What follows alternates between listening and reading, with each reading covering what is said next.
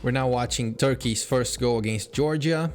The play starts with underlapping movements from the Turkish player to allow number 19 to connect into the middle. Otherwise, number 19 could have never passed the ball to that teammate in the middle if there's no underlap to him in that play that drags those two defenders away from that space in the middle.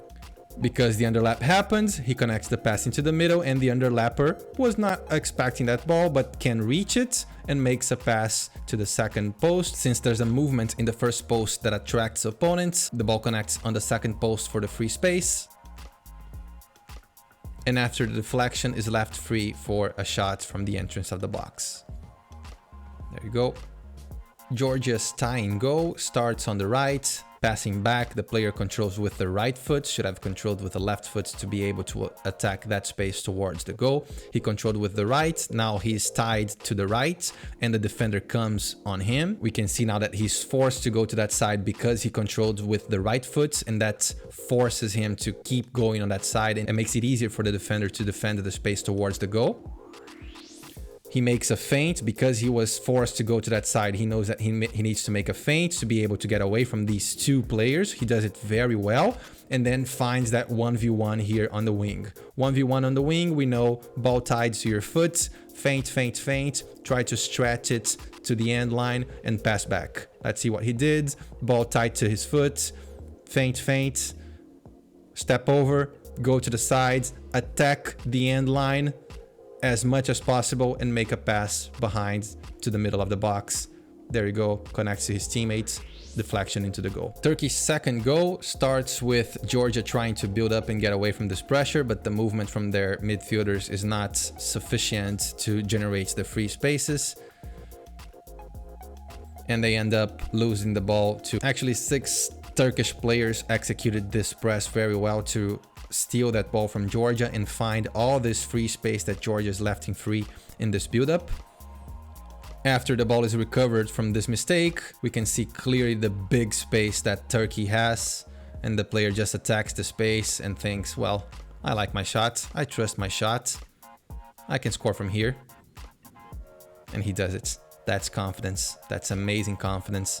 That's something that should inspire every player that is trying to make pro, every player that is pro and is trying to make it bigger in their career. This is the amount of confidence that the bigger players in the world, that the best players in the world have. This is what makes a difference in the game. And then Turkey's third goal in the finishing of the match, in the end of the match, the keeper went for the corner and then just the counterattack, dribbling towards the goal and scoring on a free goal. Now we're watching Czech Republic's first goal against Portugal. The ball is centered into the box, deflected by Portugal's defense on the second post. The ball is too high, so the player needs to control. And the first thing the defender from Portugal does, we can see clearly he is between the ball and the goal to defend the goal.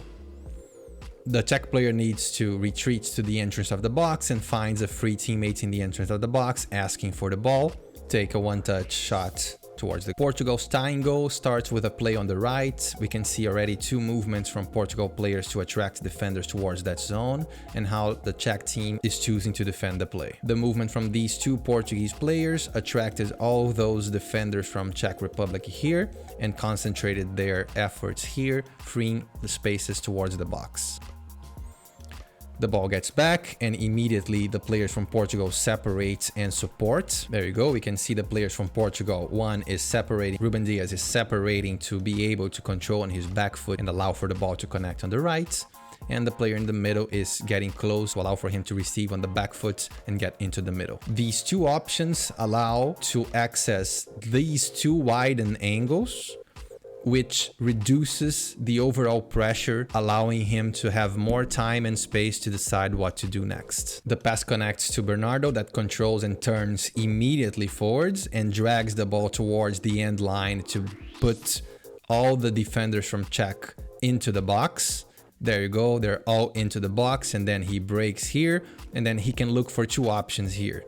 Option on the end line or option in the entrance of the box. If he chooses to go to the end line, he's gonna bring all the defenders towards the inside of the box and then he can access the entrance of the box from there. Or he can choose to make one more feint, bring the Czech team a little more into the box and access the entrance of the box right away. He chooses the second option, one more feint, another more feint, cuts back into the middle and frees the space for the cross. And then 2 movements from Portuguese players to free the Portuguese player that will make the header towards the middle of the box. We can see the 2 Portuguese players attacking the only free space there is into the box, and they are in their position because they were separating themselves from the goal, so they can attack the free space that they generated from separating themselves. First you separate, and then you can run attacking that space towards the goal, which is what they are doing. Because they both did that movement, defenders come with them and leave the far player on the second post completely free to head towards the middle of the box, and unfortunately that's a goal. Unfortunately for Czech, fortunately for Portugal. Portugal's second goal starts with a long pass to the sides and then a cut, a feint to be able to get away from the defender in the first touch. There you go. Before touching the ball, a feint with the body. Before he touches the ball, he does a feint with his body. Look at that, the feint with the body before touching the ball. And then the touch on the ball is already the cut to get away from the opponent. What does he do afterwards? He attacks the space that he conquers right away. He touches the ball back to his left foot and attacks the free space he generated. Look at that. Look at the aggressiveness in his decision making. He attacks the space, so he's attacking the box, and he's looking for what opponent is gonna jump on me. If no opponent jumps on me, go towards the goal as far as I can. He keeps going towards the goal, and when an opponent comes to block his options towards the box, he connects that ball that gets, again, unluckily for Czech, luckily for Portugal, into the goal. Now we're watching Albania's first goal against Croatia. The ball starts on the left, a movement off the ball to be able to receive the ball in a free space. Always change your position, move off the ball and seek for the ball in free spaces. Notice the movement from the winger once the pass connects, once the pass happens, how the winger separates to be able to play and participate on the play, and what happens next.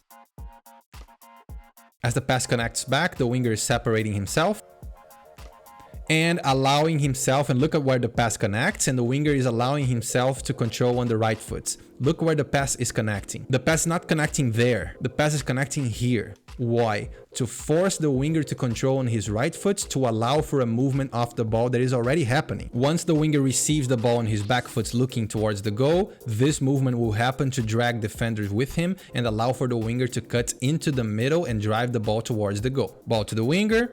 Winger can control on the back foot and the movement underlapping is already happening. The underlap happens and bring the defenders there. Clearly, those 3 defenders are reacting to the underlap movement, which allows to free all this space in the middle of the Croatian structure.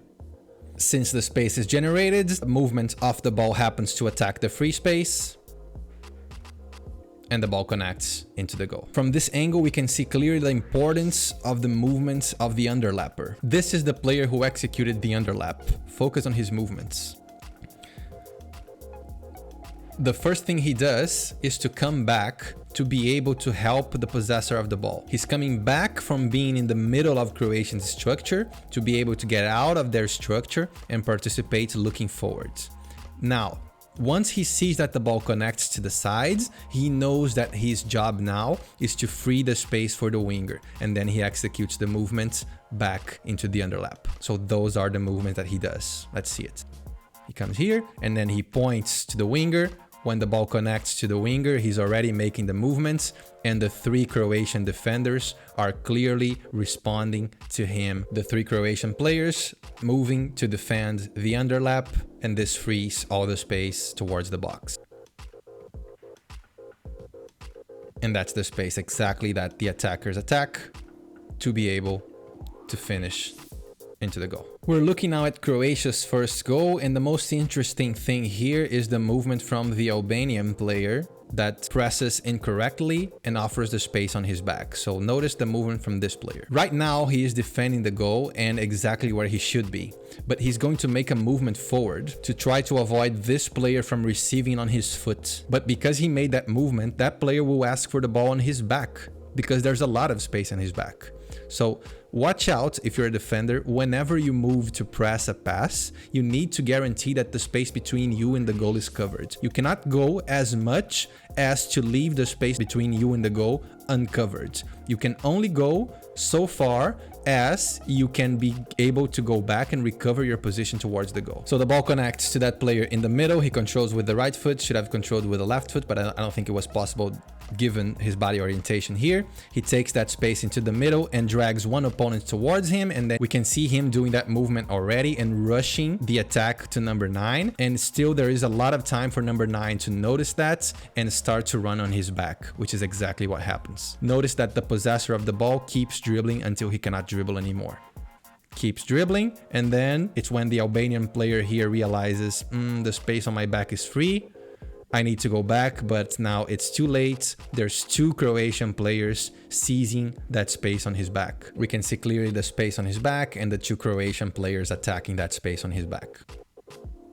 The ball connects to one of those players who controls with the right foot back to the middle of the box to be able to get some angle and finish in the same side of the keeper. Very well finished. In this picture, we can see clearly the bad movement from the defender, freeing the space on his back. There you go. The space is completely free on his back, and of course, a pro team will use that space to their favor. No offside, as we can see.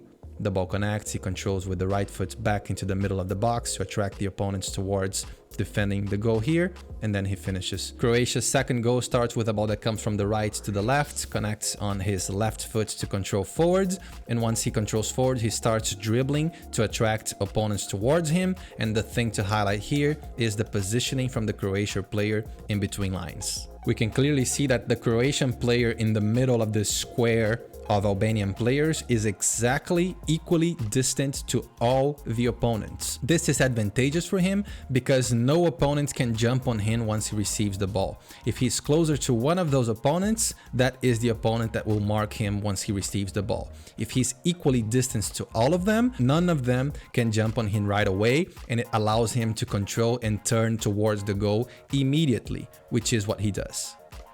He asks for the ball in the middle of that structure, and once he receives, we can see no player can jump on him and he can turn towards the goal. And still no player jumps on him. Why? Because there's an overlap happening on the left. So the overlap separates the opponent from him, which allows him more space and time to connect the pass. And once the pass connects, there's a fight first. First, the fight for the body. First, the player needs to enforce his advantage over the space, bumping the opponents out of the play, and then getting the advantage over the play where the Croatian players attack those spaces to finish the play. From this angle, we can see the movement from that Croatian player. Even better, as he purposefully sets himself in the right place at the right time to receive at the right foot to control to the right space. Look at how he checks his shoulder once, checks his shoulder twice, checks his shoulders 3 times, and places himself exactly in the middle of the square, checking his shoulder one more time to be able to control and turn right away. On the first touch, now he's already looking forward. Look at this. One touch, he's looking forward and just waiting for the overlap movement to be able to connect the ball very timely and start the play that generated the goal. Ball into the center of the box. Albania's second goal starts with a play on the left.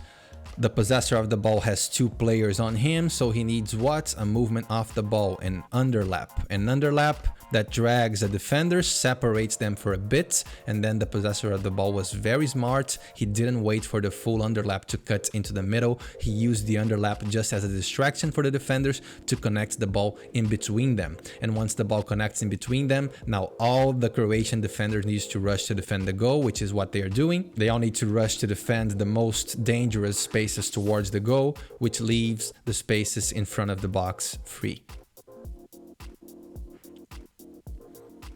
And that's where the finishing comes from.